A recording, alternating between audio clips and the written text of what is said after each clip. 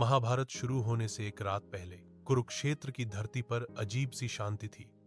हवा भी जैसे धीरे धीरे चल रही थी, मानो आने वाले तूफान से पहले सब कुछ थम गया हो।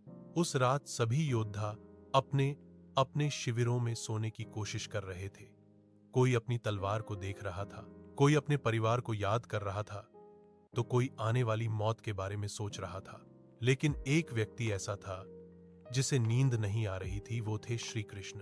रात के अंधेरे में कृष्ण अकेले अपने शिविर से बाहर निकलकर दूर एक पेड़ के नीचे जाकर बैठ गए। आसमान में अनगिनत तारे चमक रहे थे और वो उन्हें शांत आंखों से देख रहे थे। उनके चेहरे पर मुस्कान थी, लेकिन आंखों में गहराई थी। वो जानते थे कल से जो शुरू होगा वो सिर्फ युद्ध नहीं होगा, वो एक युग का अंत होगा। उन्होंने धीरे से मिट्टी उठाई और अपनी हथेली में मसलते हुए कहा, इस धरती को कल बहुत खून पीना पड़ेगा। कृष्ण सब कुछ जानते थे, कौन मरेगा, कौन जीतेगा, किसका दिल टूटेगा, किसका अहंकार मिटेगा।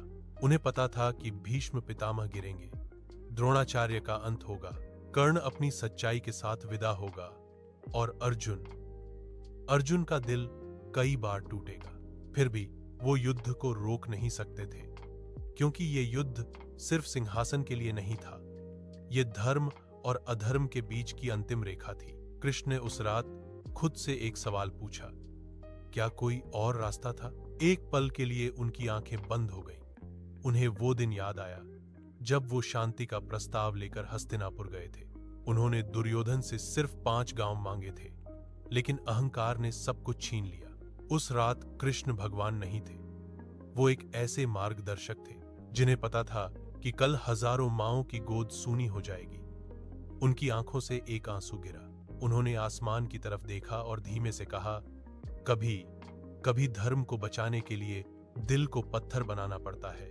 थोड़ी देर बाद वो उठे।